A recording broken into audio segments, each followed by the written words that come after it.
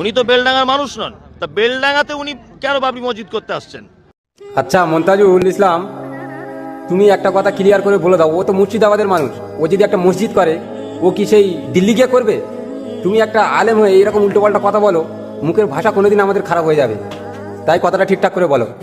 তার মানে উনি খুব ভালো করে জানেন যে বেলডাঙ্গাতে একটা হিন্দু মুসলিম এমনিতে একটা গরম গরম ভাব আছে, এই জায়গাটা রাজনীতি করতে খুব ভালো সুবিধা হবে।